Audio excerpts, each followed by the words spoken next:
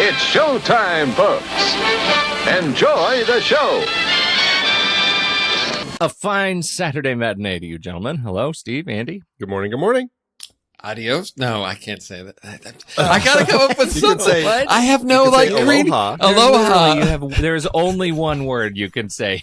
No, but Andy owns good morning, good morning, good morning. I've got Hondo at the end of things, but I don't have a stock greeting to go to. Like this is top of the morning. No, I can't do that. No? It just this is horrible. Yeah. How about I'll just start each show with, I'm not awake yet. You just need to do the fawns and just go, hey. Oh. Derivative. No. It's good to be here. It's good to be here. So I only have one new release movie that I could, well, actually two, because we're talking about Ocean's 8. I did manage to see Ocean's 8. I don't think we're going to talk a whole lot about that here, but I finally saw Deadpool. And that took me way too long to see. I was so excited about it, I feel like 3 weeks ago, and I never got around to it. I saw it. I had a really good time. That's what I want to say. There are a lot of haters. Yeah, that's so last month. I mean, didn't that come out in February? When did that come out? No, I'm glad you got to see it, because that's one that it's not. There's some movies I feel like I'm really excited for them, and if I don't get to see them the first couple weeks, there's other stuff, and then I just never get around to it, and then I'm like, I'll catch it later, and I'm not that motivated anymore. The hype has burned off. It's gone. But Deadpool, that's one I'm thinking, I may just go check out again, because I had a really great time with that. I did too. Yeah. I had a really great time, and I think that the trick for me is that I'm not super invested in the characters, the legacy of the comic. And this was the same thing I felt about Deadpool, the first one, but it feels like there are people who the movie was pretty hit and miss, and I'm not sure why. I don't understand why. I don't understand what this movie has violated in somehow, but as a movie, I had a great time. It went to some places that I didn't expect, and I really enjoyed it all the way to the very, very end credits. Where the universe has been cleansed, and I was delighted by that sense of humor. This is talk about a guy who's just meant for the part. I think Ryan Reynolds is just terrific here. So great time for me. He has a lot of meta fun with that franchise, and you're right, that ending was really a brilliant little way to kind of tie all of that up. It was very fun. It was really great, really great. So I'm thrilled that I got to see that. And so then we're catching up on Ocean's 8, and that's for next week. Mm-hmm. Well, I can top Deadpool too, because I've been doing this thing where I've been going back and trying to watch every movie that Steve has mentioned in any of his blog posts or any trailer rewinds or anything. So I'm sorry I did that to you. Well, I feel like I wield secret power. If you're talking about it, I feel like, well, I should give him the time of day and watch the movie. So even if you clearly didn't watch it in what you wrote up, I'm still watching it. Oh, that's why you watched Wolf Cop, right? That is why I watched Wolf Cop. Oh, good Lord! Yes. I'm sorry I did that to you. That's like from 3 years ago. I know. That's how long it's taking me to finish this project of mine. I think I have 4 movies left. Okay. 4 movies left. Steve, you've got to hurry. Mention more things.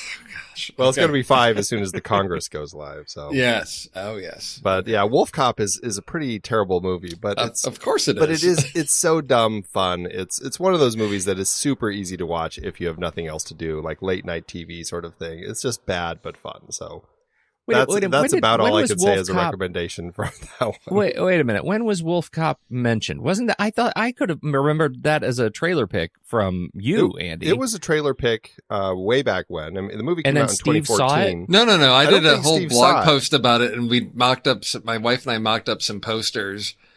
That's right. I remember. Sort of the Wolf Cop universe. There was Wolf Cop and a Half, the Wolf Cop of Wall Street, Wolf Cop, Teen Wolf Cop, I think.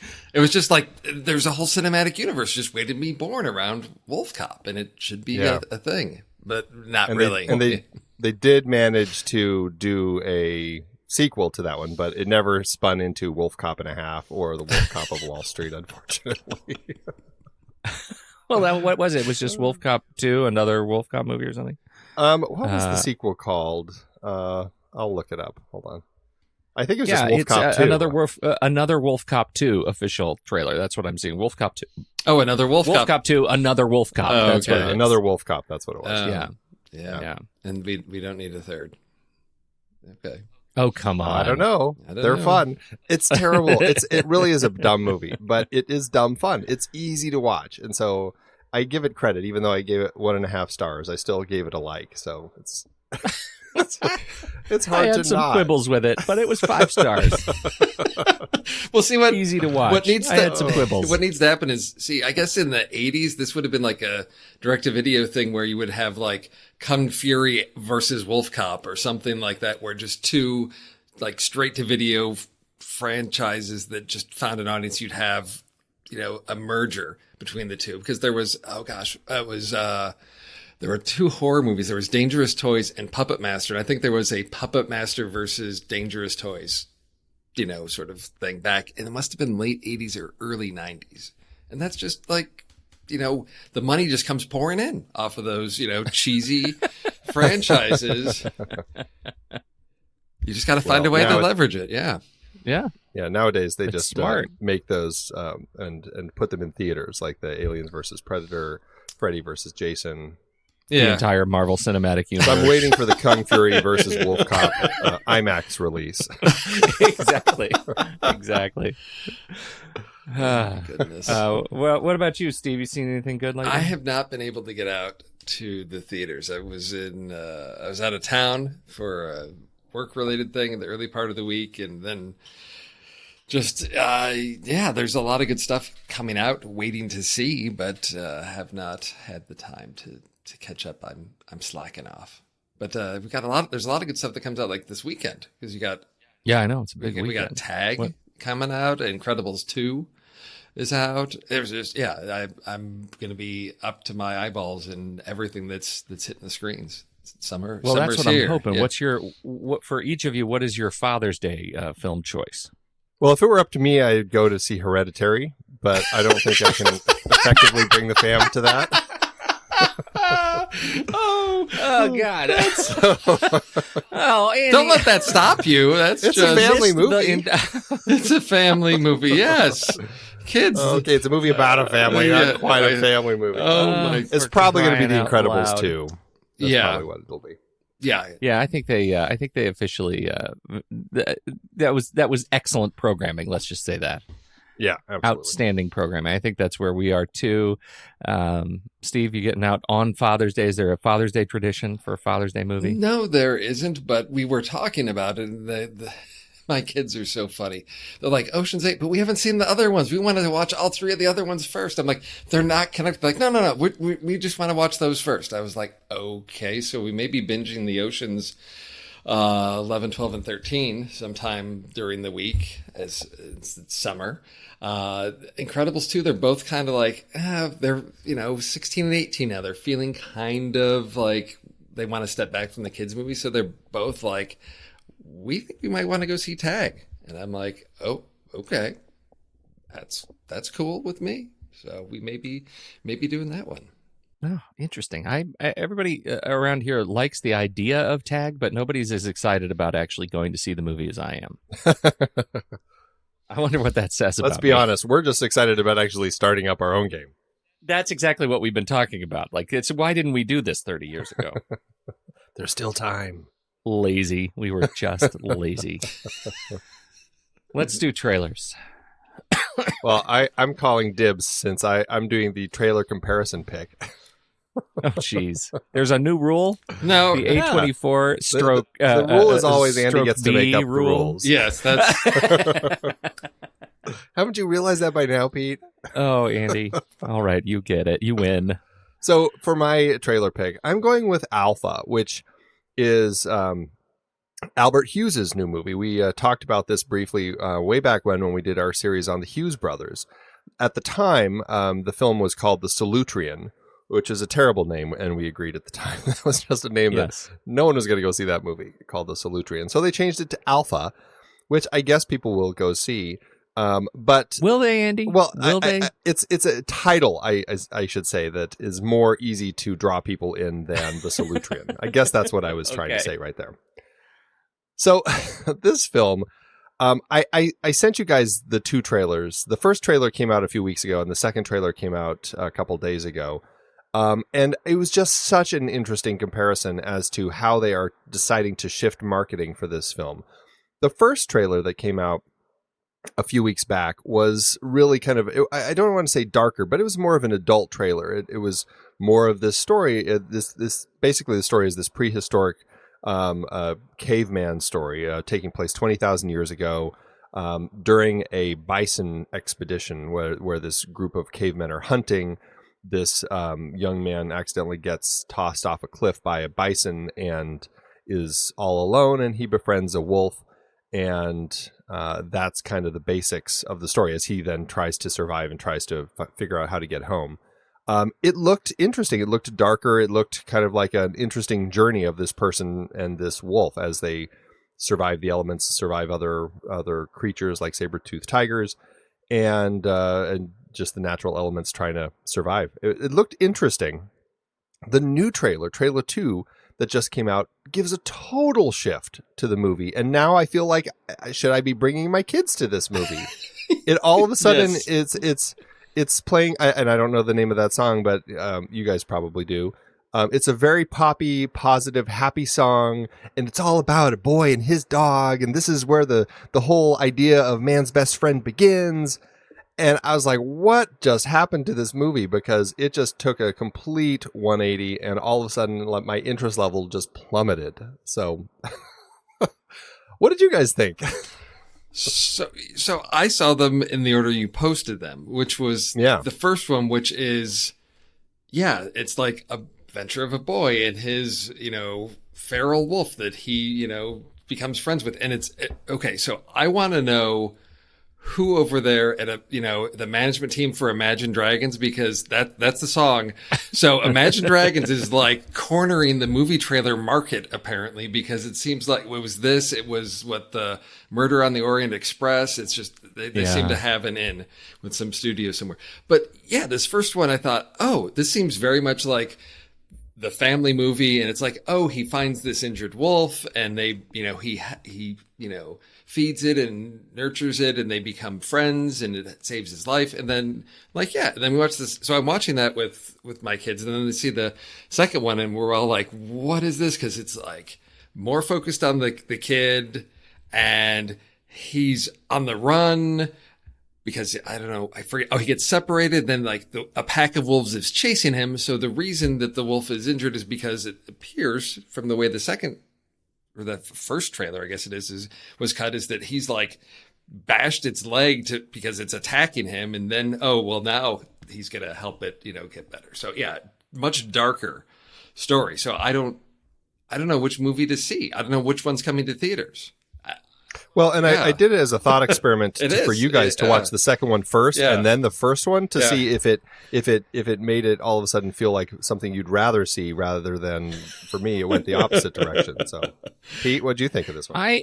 Well, where do you guys stand on caveman movies in general? Like, Quest for Fire, Clan of the Cave Bear. Like, where do you sit? Because I feel like I need to set the bar here. So I remember seeing, oh my gosh, Quest for Fire like on cable TV when I was maybe in 8th grade or something like that, and being blown away that there's a movie that's pretty much without dialogue. And that was the first time I'd encountered something like that. And that's what stuck with me around that, of a movie where there's really no dialogue. I don't have a strong affinity for other caveman type movies. It's not a genre I seek out. I think I also saw the Ringo Starr vehicle Caveman on cable. I love that one. There's that giant bug scene I had. So those are the two that I can think of off the top of my head. I never saw Clan of the Cave Bear. The Croods? Did you see The Croods? No, I did not see That was The great. Croods. Yeah, that Croods was great. Okay. The Croods was actually between that and the Ringo Starr movie. Those are at the top of my list of movies that are set in the prehistoric era. I generally get What about the super Flintstones, bored. man? Come on. Yeah, see, Yeah. you're just you keep talking I'm about just them. kidding, yeah. No, I just don't have any interest in seeing these kinds of movies, and I see them. I'm like, oh God, it actually makes me nervous to go watch 2001 again, because the whole like prehistoric time thing, I am so bored. I'm so bored. So this movie, either trailer, the one I watched second with the voiceover, I was like, okay, I'm really done, because now it's a prehistoric movie with a voiceover backstory. Like I'm totally done. And the story of the first man's best friend, dog as pet, set in the prehistoric era, I didn't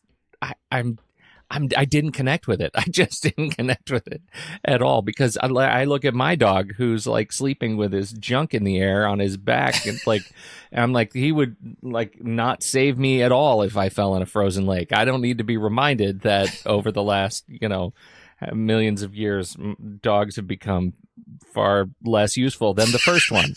It's all been downhill from there. Now he just licks his junk. So I was not connected to either one of them. But man, you're right about the change in tone. And I too have no idea which movie is coming to the theater. So which was the second trailer? Was it the second trailer was the Imagine Dragons song that you want to take your kids to.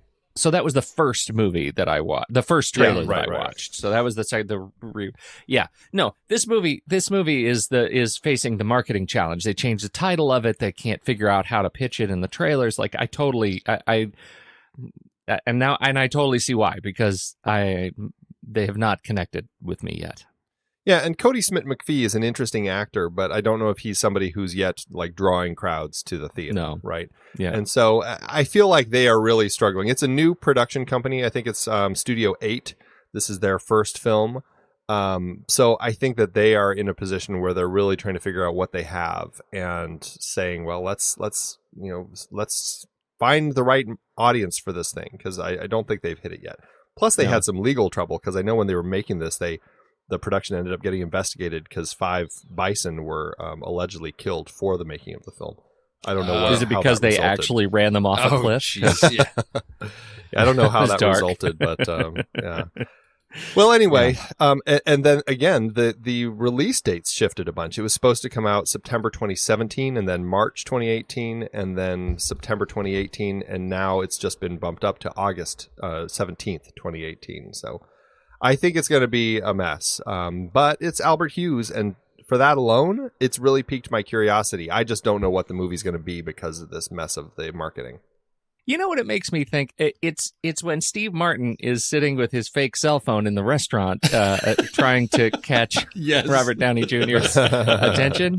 That felt like Albert Hughes and how he got this movie made. You bring me Kit Ramsey, and you've got a go movie, a go picture. And I feel like I'm not sure which of the elements made this a go picture, but I just can't imagine putting the kind of money that they put into this movie.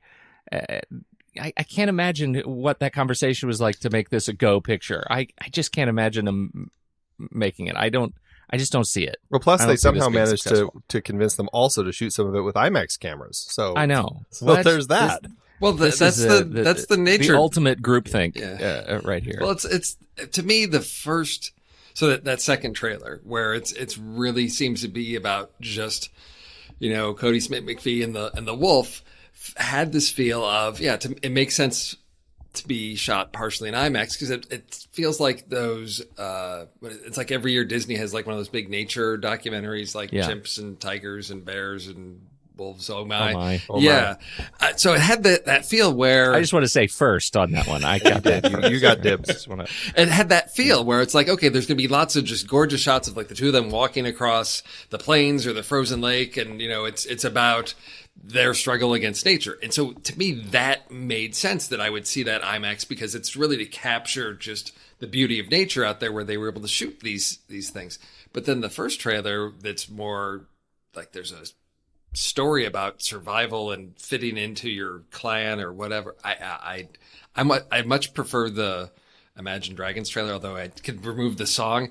That type of film is a little bit more appealing to me because it's a more naturalistic plot of just the struggles of getting from point A to point B. Sort of like, what was that? Speaking of caveman movies, the Good Dinosaur, right? That was, the kid and his dinosaur trying to get across. So it had that. That was more the dinosaur and his kid. Yes. Yes. Yeah. Exactly. The marketing trouble with this movie now is for anybody who's seen both trailers, I imagine, and I'll speak only for myself. I imagine the conflict is all of a sudden, I thought this movie was one thing. Mm-hmm. Now I've seen this other trailer and realize it's another thing. I thought I could have taken my kids to this movie, but now, of course, I can't because there are things in this movie that they didn't show me in the trailer. They have broken a promise of what this movie actually is, and I think that's going to make it even harder for the movie to find any sort of traction. Yeah, it's going to struggle no matter how you slice it. Oh, well. And don't forget the best Imagine Dragons trailer song that is out there right now, if one can say best, is Friction. Right. Oh, the Mission Impossible Fallout trailer, which they so clearly wrote for Mission Impossible. Even if they didn't write it for it, they wrote it for it. All right, okay. Steve, what's yours? Okay. So speaking of movies with title issues or whatever, trying to find information about my trailer pick, you keep stumbling across things, and I kept having to check where I am. So I've got this, so I am going to guess that writer-director Stephen Knight is not a science fiction fan, because why else would you name your film Serenity? Because you're just going to keep stumbling across everything related to that entire franchise and that movie. But this is my pick. So this is Serenity 2018. The story of a fishing boat captain whose past comes back to haunt him when his ex-wife tracks him down with a desperate plea for help. And here's where things get interesting in this description: ensnaring his life in a new reality that may not be all that it seems. I don't know what that means, but this trailer caught my eye just from the get-go due to the ticking of the fishing line. So you're out deep sea fishing, you got those big reels and you set it up and it just slowly starts, the line starts going out, and just that little tick, tick going as it plays under the trailer. And as the ticking ramps up to build intensity, as the tension in the story revealed in the trailer goes, to me, it just worked really well as a trailer. And then I've got Anne Hathaway, Diane Lane, Matthew McConaughey, Jeremy Strong, Jason Clarke, Jaman Hansu. So many great names in this. And writer-director Stephen Knight, I have not seen Locke. That's one on my list of things that I do want to see. But he also wrote Burnt, which JJ and I talked about in Trailer Rewind. He wrote the next Elizabeth Salander film, The Girl in the Spider's Web.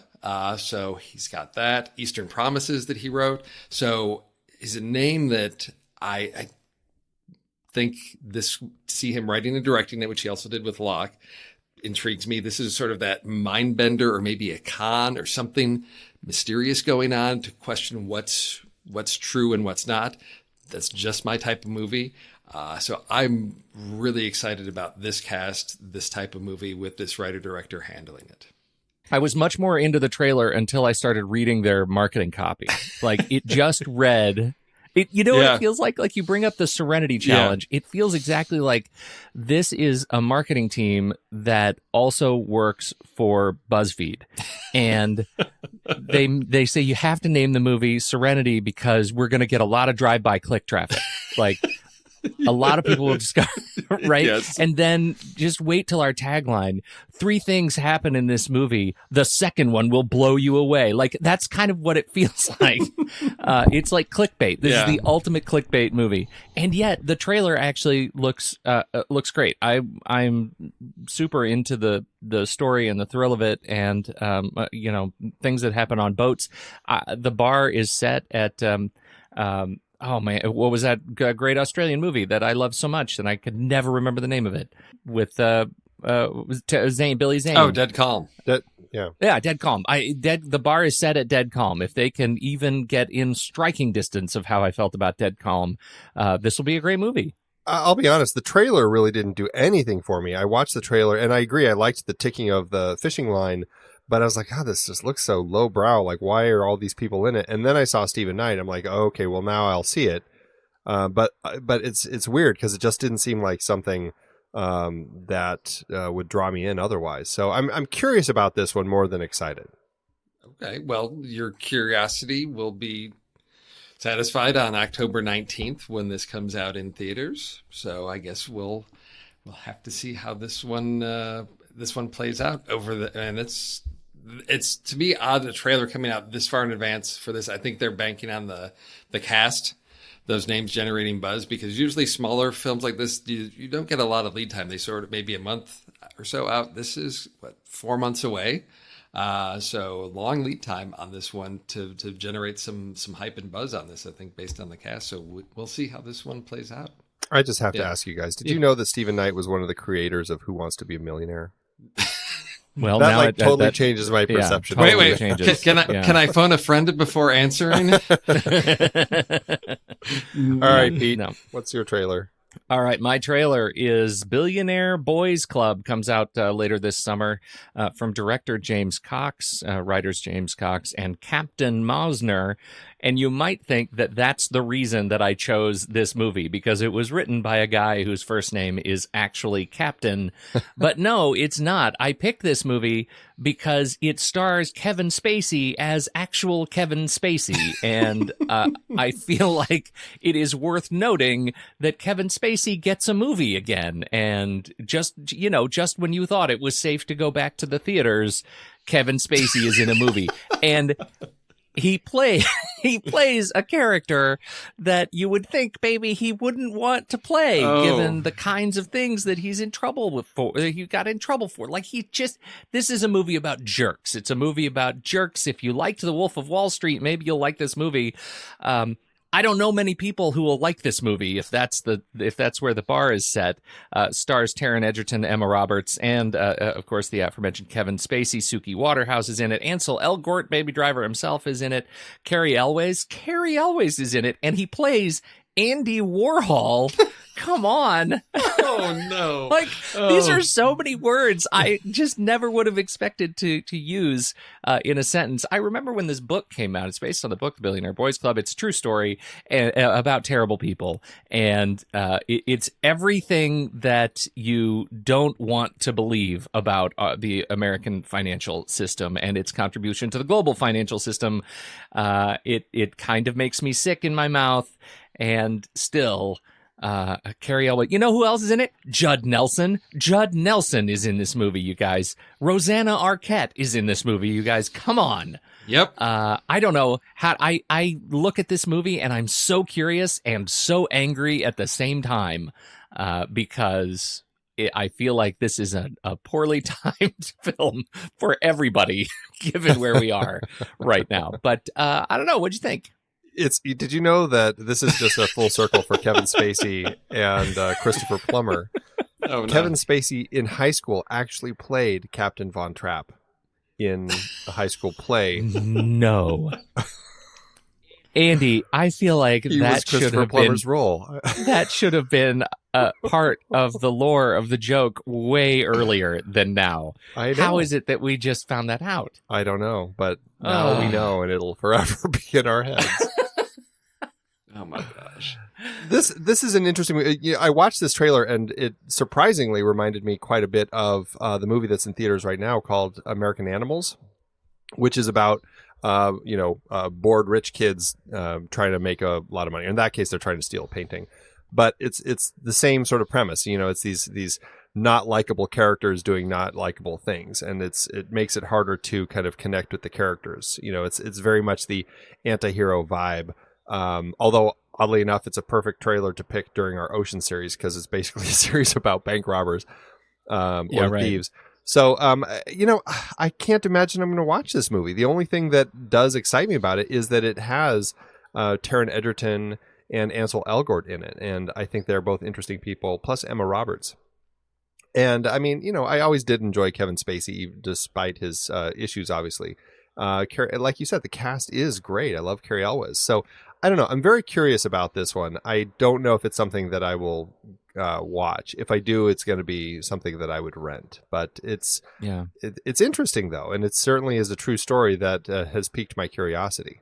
It sort of reminds me a little bit of like Less Than Zero, right? You have the stars who are the young stars who have big / growing names at the time, and you throw them all in a movie and make them, and have them stretch to be those sort of unlikable characters, right? And that's kind of the feel I got from this one. I don't know. Steve, you have the corner of the market.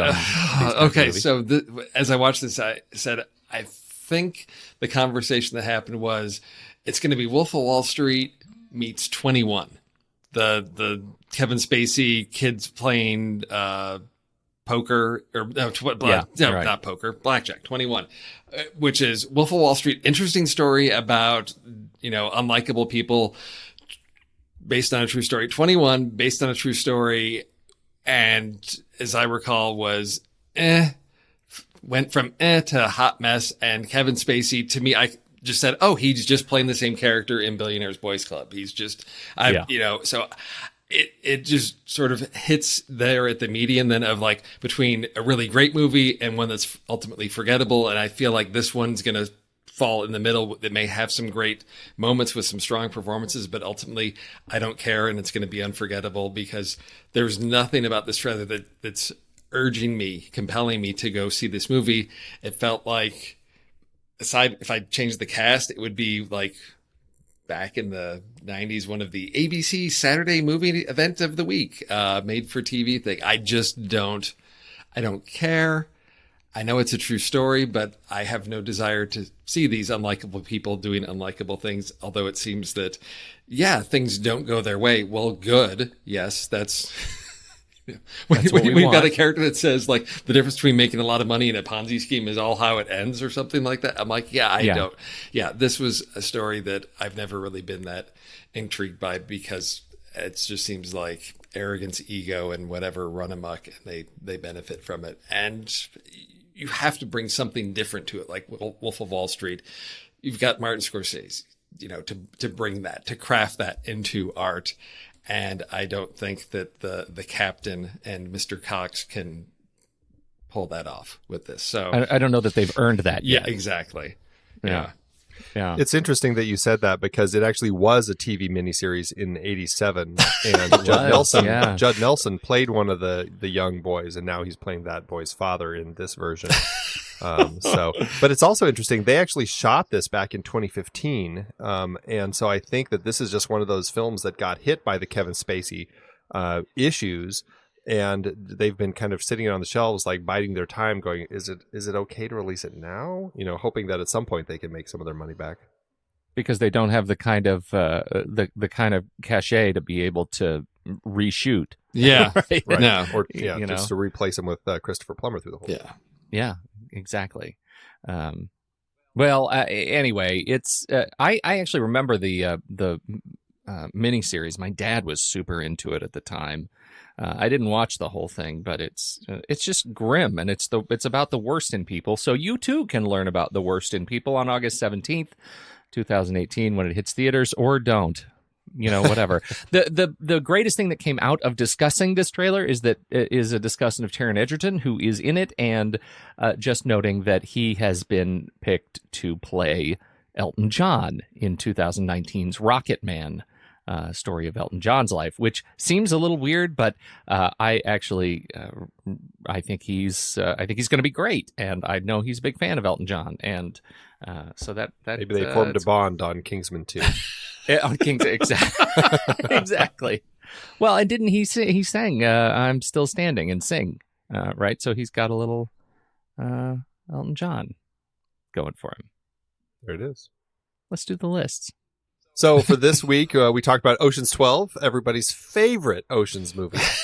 Oh wait, that was just me. No, and me. So, all right, you kidding? We're in the majority here. I am an island. Yeah, no, you're not. Andy and I are an island because we're the only ones that see the. Okay, so briefly, just touch on one thing. No. Just jumping into the middle of the intro of the segment. Yes, because I just have to say and this is something that I mentioned and then Ben Lott responded because I said, this comes back to the whole like Bruce Willis thing that everybody has issues with. I said, to me, the genius, and I'm sure it was just this little spark that was there, is that Julia Roberts' husband is named Danny. So to me, when Bruce Willis asks her, how's Danny? I'm like, oh my gosh, that's brilliant. Just, Tess is married to Danny. Julia Roberts is married to a Danny. That's just, to me, really clever to play with that. And then Ben's like, oh, I didn't know that inside joke. I'm like, well, then did that scene not make sense to you of why Bruce would ask her about Danny? He's like, yeah, that confused me. And I thought, that's, to me, there's all these little things where maybe they are inside jokes and maybe that's creating distance between the audience and, the film. But it was little things like that really, I thought, as smart and clever and made me just appreciate it. It was like the little, candy sprinkles on the top that just like added a little extra to this movie of like, if you're going to have her play Julia Roberts, but then you're going to bring in what you know about Julia Roberts to the story that, yes, makes it that much better. And to me, I will admit, the first time I saw it, I was struggling with it, but on rewatching it a second, third, and fourth time over the past however many years, I just really, really love this one. Yeah. I have nothing to say other than I wish I had more candy sprinkles. Yeah. They're on their way. Exactly. Well, back to the list. So Ocean's 12 was our movie this week, and we gave everybody a few options over on the Discord channel. Movies taking place in multiple cities, train heists, or family reunions. And it ended up being train heists as the list of choice for our listeners. So that's what we're doing. Who came up with these categories? Well, it was mostly me because nobody else was throwing anything my way. Steve, you threw a few options my way. So I appreciate that. I did, but I was like, well, you gotta, when you guys pick a series like that, it makes it really challenging to come up with list topics. So because it's like the same thing over and over and over again. Yeah, so it does make it difficult. I can't wait for the next two series sets of lists. Oh my gosh. Okay. Vegas. Well, I think because you did, you have totally changed the rules in your favor. I think you get to go first, right, Andy? Okay, I'll take it. Why would I pass that up? So for my first pick of movies with train heists, I went with a really fun movie that largely was a shift for a franchise, and it is, of course, Fast Five. This film is really kind of the point where the movie series goes from car, racing movies to heist movies, and everything kind of has this big old shift. I enjoyed the street racing elements of the films, but this, now that it's kind of gone into this heist direction, I think it's certainly grown in popularity, and I certainly have become a much bigger fan of the franchise. The specific train heist in this film happens, I believe it's pretty early on, if not the first thing in the film. You have Dom, Mia, and Brian getting onto going down to Rio and joining up with one of their friends, Vince, and some other people, and they have to steal 3 cars out of this train.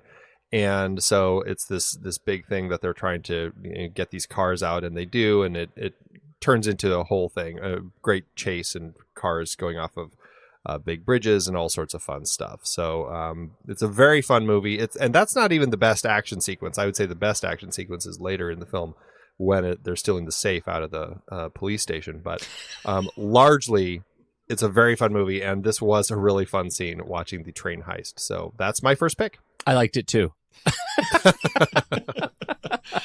And I'm taking it that wasn't a steal. No, it was not a steal for me. I'm struggling. I really struggled to put a list together. And I binged like the first, I don't know how many, 5 or 6, trying to get caught up because I saw the first one when it first came out. And then when the franchise sort of stumbled, I didn't, pay attention. But yeah, you mentioned the safe. Yeah, that those scenes where I thought we're in cartoon land with this franchise now, and I'll be okay with that. Oh, it totally is. Yes. Yeah. But yeah. But yeah, I'd only seen that one once. But yeah, now that you mention it, I thought, oh yeah, that is okay. The train heist stealing the cars off of it. Yeah, no, this is when it really found its footing in sort of reinventing itself as a franchise, and it has just really embraced what it is, which is just ridiculous action sequences, but in a really fun way. So no, that's a great pick. All right, Steve. So what's your first one? I don't know. I'm looking at lists and I'm like, I just don't watch movies with trains in them. I guess I don't know if that's just something I need to catch up on. So so there's since heist is a crime, mine really relates to crimes on trains, not so much necessarily heists, because it's just I couldn't find that many that I had seen. So I'm going to start with the classic. I'm going to go back to 1951's Strangers on a Train, screenplay by Raymond Chandler, starring Farley Granger and Robert Walker, because this is about a crime that it's instigated on a train. Yes, it's really, really weak connection to our category, but this came to mind because I think over on Discord, Stephen Smart mentioned somebody just recently watched Rear Window, which just got me in a Hitchcock frame of mind, and I think I may have to rewatch a whole bunch of Hitchcock this summer. But Strangers on a Train to me is just one of those great classic films. We've got two guys that agree to commit a crime for each other so that each will benefit, and this is just one of my top 5 Hitchcock films. Plus, it ended up resulting in one of my favorite comedies, Throw Mama from the Train. Which absolutely is brilliant. I refuse to watch that movie because I worked in a video store at the time that came out on video, and this was when there was lots of marketing and promotional stuff for movies coming out on video, and so we had one of these. It was Anne Ramsey, and it was a big cardboard cutout of her. There was a button you could push, and it would be her voice recorded, and it would just be saying things. And anybody that walked in the store would push that dang button, and it was just be like,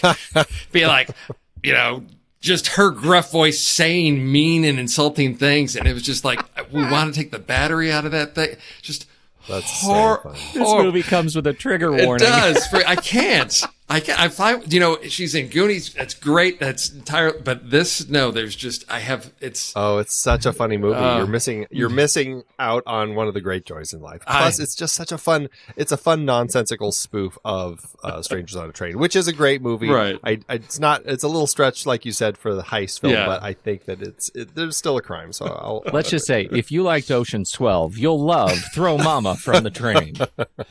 I hate you, Pete Wright. I hate you so much. All right. My first pick, I'm going to go back even further in time.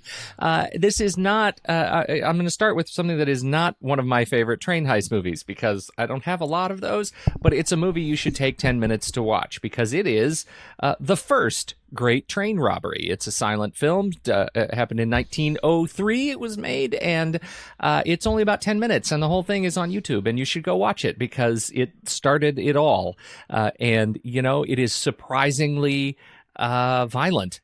There's some beatings and bashings, and lots of black and white people running on and off a train. It is really it's a holdup, but old school holdup, where the masked robbers show up, get everybody off the train, and steal everything in their purses and wallets. Like it's kind of lowbrow. There's no big safe. There's no they're not. They do separate the train and get away on train. But the thing to note is that at the very, very, very end of the movie, there is a shot of one of the gangsters shooting his gun directly into the camera.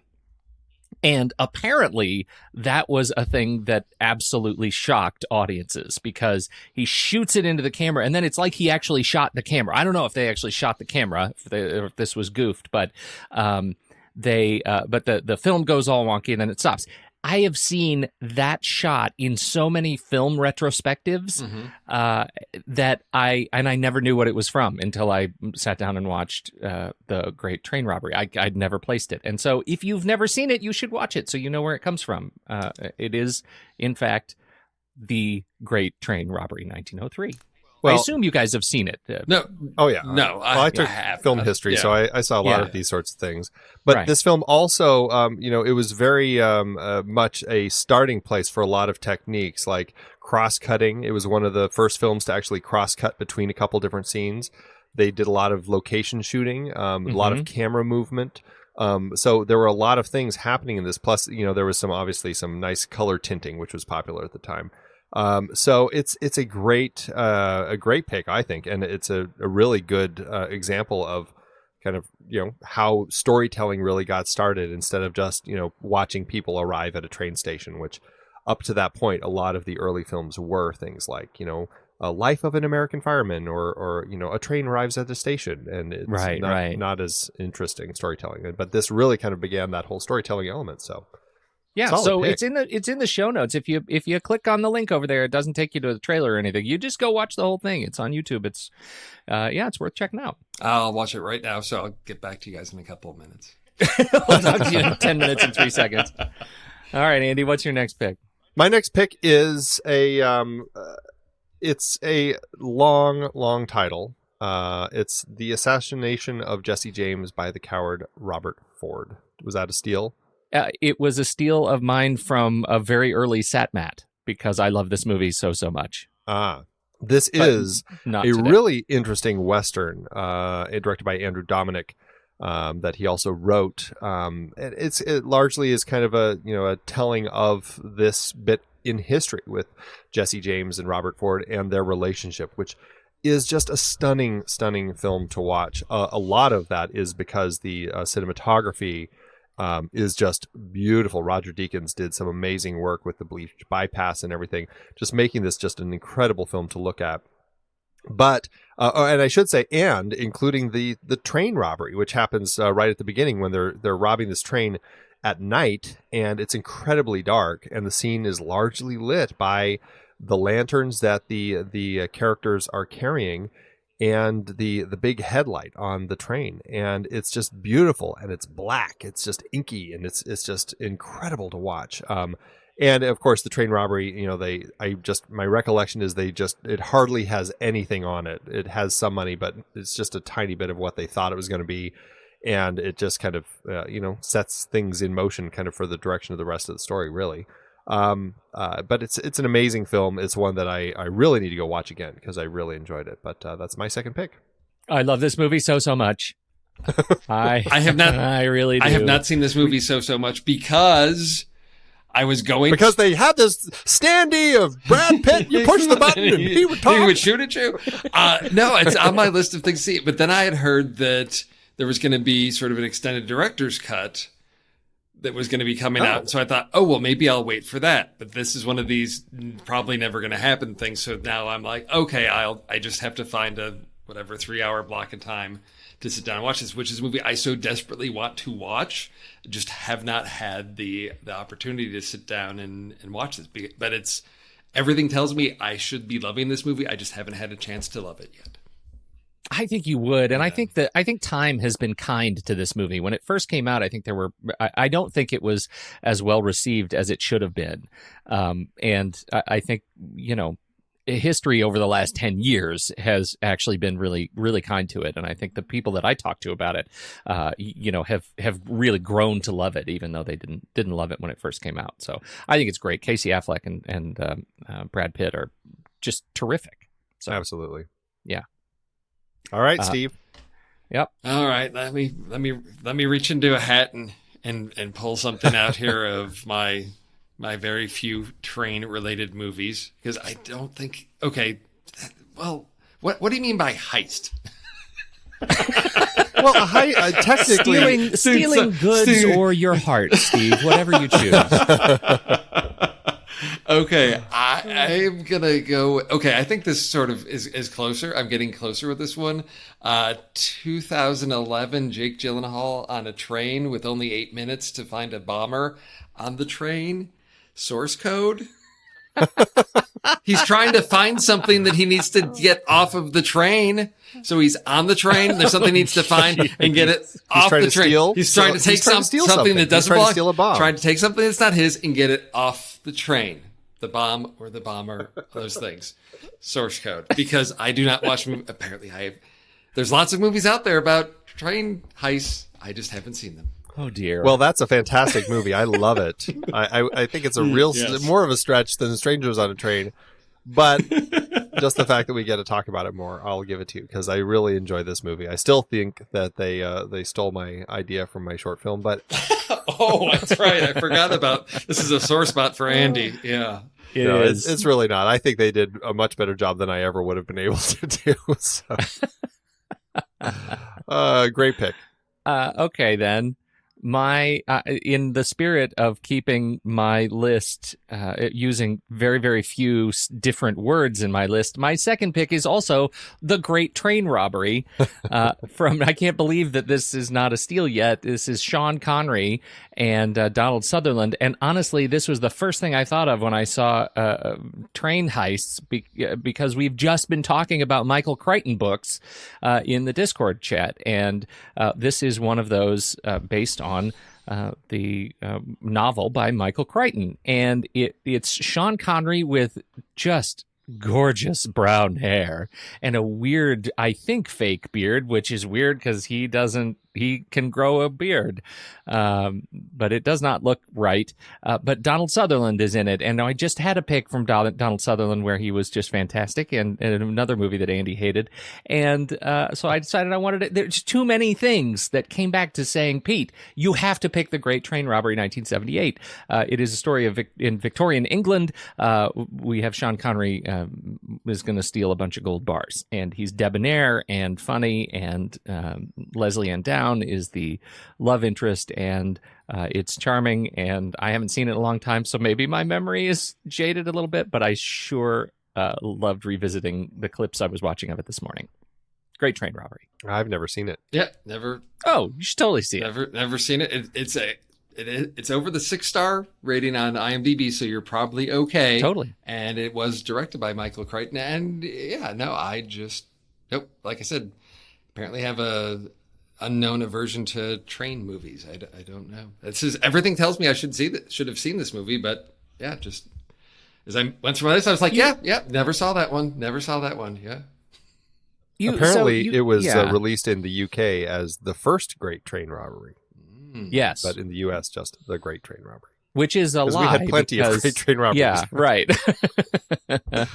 I don't think he's a great director. Actually, weirdly, maybe one of the better adaptations because it's so lightweight. Like it's material that's pretty forgiving. But again, I need to watch it again to because it's been too long, and I think, but we'll see if my memory has done service. But it's Sean Connery.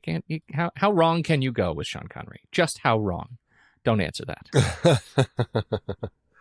I think The Andromeda Strain is the only film of his that we've talked about, or a film that he's written, right?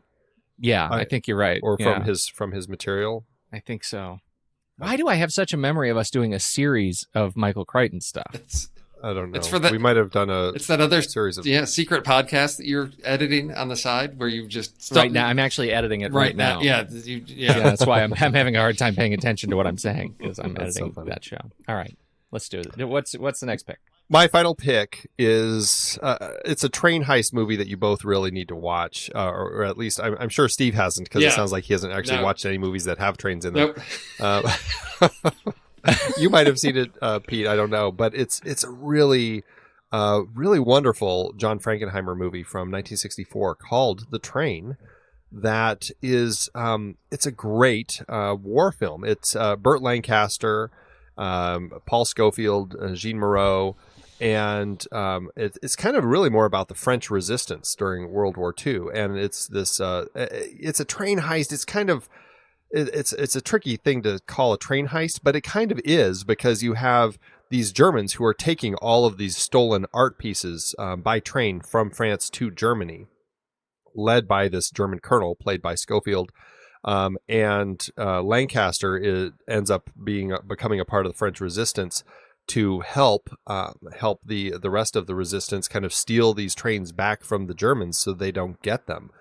And it's a very kind of elaborate plan that they have to put in place to kind of trick these Germans and get these paintings back. They have their people, like he puts the train on a different track, and they have people going ahead of them, changing the signs and everything so that the Germans think they're heading to Germany, even though they're really kind of circling back to Paris and stuff. And it just kind of keeps going from there. It's, Frankenheimer, we've talked about on the show before. He's a really exciting director, and this is kind of one of his more understated films, maybe something that's not as well known as a lot of his bigger films, but it's a really fantastic film and definitely worth watching. So that is my final pick. It's on the list. I haven't seen it. Yeah. Definitely check it out, you guys. Really, really interesting. All right, Steve. Okay, other random train-related movie for the list. This one is about... This one's about it takes place on a train, and what's the word when something keeps going and somebody's heart gets stolen, and the train's the train's going, and what's the word where you can't stop the train? Runaway train? Runaway train. No. This one is not Unstoppable, Pete, which I know that was that you that couldn't find the word for Unstoppable? It was me. Yes, it was me. I knew where you were going. I wasn't going to give you the satisfaction. But it's not Unstoppable. This is another movie about a train that can't stop and shouldn't stop because there's a zombie outbreak everywhere. And I'm talking about Train to Busan, which is a great zombie movie, a great train movie. There's no heisting of anything anywhere, but it is a nice closed space movie on a train about surviving on the train and avoiding all the dangers of the zombie outbreak on the train. Because I threw my hands up in the air and said, can't do this list. It's not possible with the movies I've seen. It's really true. You failed every Yes, one. I did. So I picked favorite train really movies. funny. So there we go.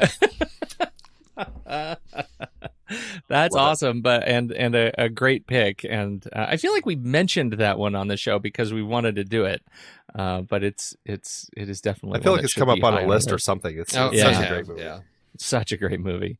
All right, well, it's a good enough pick, but man, tough drawing for you today, Steve. Yep. My final pick, I am. More than The Great Train Robbery 1978, I am blown away that I was able to get out of 9 movies that this is the very last pick. It is Sam Peckinpah's 1969 film The Wild Bunch, and this is one of those father-son movies. This is my dad introduced me to this movie, and it's been close to my heart ever since. It stars all of the people that you would expect in a movie like this: William Holden, Ernest Borgnine, Robert Ryan, Edmund O'Brien, Warren Oates. It is the story of an aging group of outlaws who are trying to make their way in this modern world. And there are some really funny, charming scenes when they see the first car, for example, I think is really great, but it's mostly known for its violence. It is absolutely characterizing these guys trying to get by any way they can, and any way is not always charming and nice and sweet. They are bad people, and it is a great movie. It's a great movie about bad people. It's a fantastic movie. Starring all Kevin Spacey. He's actually, it's only Kevin Spacey in this. They're going to make a remake, and it's all face replacement of Kevin Spacey. So anyway, sorry, Andy, go ahead. It's a fantastic Peckinpah movie, and the train robbery is really fun too when they're trying to steal all those weapons off the train. So I don't remember the robbery part of that. It's been a long time since I've seen it. So they're trying to steal all the weapons for the Mexican Revolution or something. Oh, Yeah. okay. Right. It's been a long time, so it did not really. Because there were movies that showed up in my search that I was like, oh yeah, 3:10 to Yuma. I'm like, there's no train heist. That's just getting a guy to a train. And so I think I saw a Wild Bunch on a list of like train movies, but I did not recall an actual heist in that. So that's that's funny. It is deceiving because the movie is about so much more than the actually robbery on the train. But yeah. No, if there's a good train it's a heist shoe-in. sequence. Yeah. No, as long as there's a sequence in there where they're stealing things, which Yep. I couldn't come up with. So hats off to you, and definitely one I probably need to revisit after I get to all the other train movies. All the train movies. I was really tempted to put. That was on my short list. I was torn between that and Assassination of Jesse James, but I went with that one instead. But I was torn about Taking of Pelham 123 because that was close to being on my list. But I'm like, well, they're kind of just holding the train hostage. It's not really a heist, so I was a little torn. I swore, didn't you guys talk about one of those movies on the show? No, we haven't. Is that just been? We've talked about talking. You've about talked it. about doing exactly. like as a movies in their remake thing. Exactly. Okay. Because I was. Nick and Ben keep pushing for that. Okay. Inevitably, we'll get to it. We just we haven't. Yet. Okay. The only one, so that I did have a steal. It was Strangers on a Train. I feel like somebody had to bring up Hitchcock, even though that was going to be a stretch. However, the only movie that didn't make it on my list that I sort of regret is Silver Streak. I think we've talking about that one too. It is the I think I don't remember a lot of the heisty part.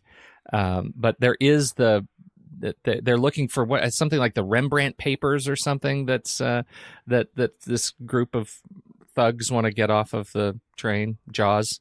I don't know. Anyway, I don't remember it well enough, and so I ducked it.